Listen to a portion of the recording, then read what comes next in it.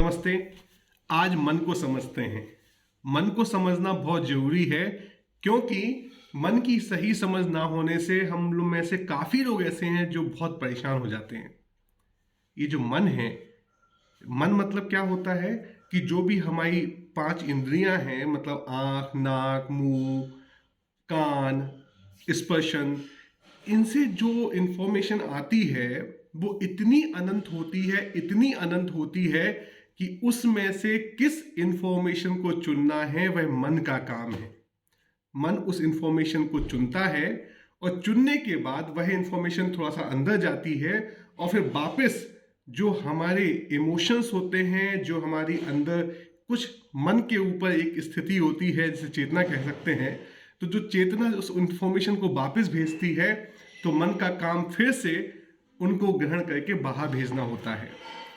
तो मन जो पिक करता है, जो इन्फॉर्मेशन बाहर से अंदर लेता है, उसमें भगवान का कुछ ऐसा नियम है कि हमारा वश नहीं चलता। मतलब बहुत सिंपल सी बात है कि हमारे मन की जो संरचना होती है वह कुछ ऐसी हो जाती है कि जो काम का होता है वही वह ग्रहण कर पाता है।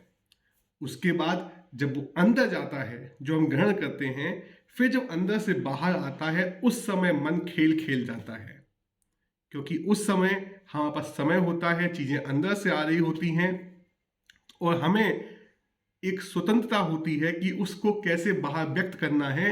उस समय हमारे मन में जो रोग होते हैं, जिसे हम स्वार्थ ही कह सकते हैं, अहंकार कह सकते हैं, लालच कह सकते हैं, वह उस प्रतिक्रिया को बदल देता है और वहाँ से झूठ पैदा होता है और वो झूठ हम बाहर निकालते रहते हैं और परेशान होते रहते हैं।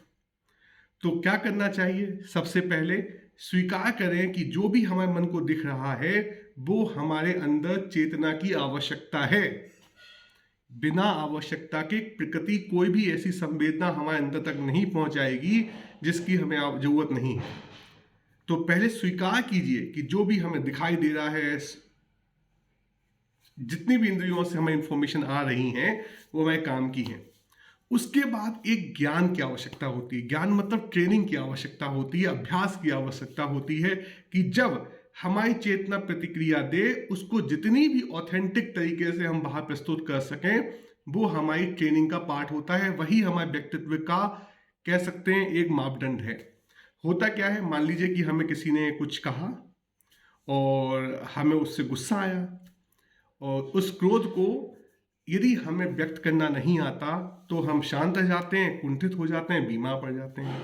और वही यदि हमें ट्रेनिंग दी गई होती कि क्रोध की अभिव्यक्ति कैसे करते हैं, उचित शब्दों का प्रयोग कैसे करते हैं, अपना जो कष्ट है, जो क्रोध एक कष्ट, एक पीड़ा, एक बीमारी है, उस बीमारी को अपने सामने वाले जिसने जो शायद हमारे उस क्रोध को पैदा किया, जिसने अपने बिहेवियर से, उसको हम सही तरीके से पहुंचा पाएं कि भाई हम क्रोध आ रहा है, हमें आपसे मदद की गुजारिश है, क्योंकि यदि आपके निमित्त से आ रहा है तो आप ही मदद कीजिए उसका इलाज करने में। लेकिन हम वो नहीं करते, हम अहंकारी हो जाते हैं। हम चीज़ों को बाद पे तो छोड़ देते हैं कि बाद में देखेंगे, या हम ये सोच लेते हैं कि भाई इससे तो काम है, इसको तो अपना क्रोध दिखा नहीं सकते। तो जितने भी इमोशंस होते हैं वो जब बाहर आते हैं तो मन को उस समय हम कितना शांत रख सकें और अपने अभ्यास से उन भावों को किस तरीके से प्रेषित कर सकें, वही हमारी खुशी और दुख का मापदंड बन जाता है। यदि हम ऑथेंटिक नहीं होते हैं, बाहर वाली परिस्थितियों की वजह से अपनी ईमानदारी, सच्चाई को सही से व्यक्त नहीं करते हैं, तो दुखी हो जाते हैं। और वही हम कुछ अभ्यास इस तरीके से कर लेते हैं कि हम अपने अंदर के इमोशंस को बिना किसी पॉल्यूशन के या बिना किसी मिलावट के, लेकिन बहुत ही कुशल अहिंसक संवाद के माध्यम से सामने वाले तक पहुंचा पाए तो हम सुखी हो जाते हैं। आज शिक्षा तंत्र में यही चीज़ नहीं सिखाई जा रही है।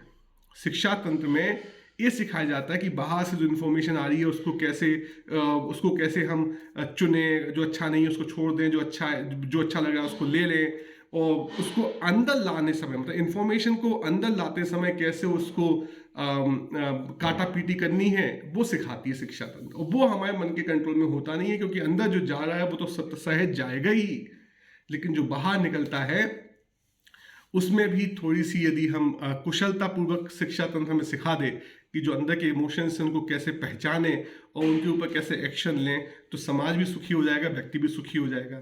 त्या तुझको अर्पण।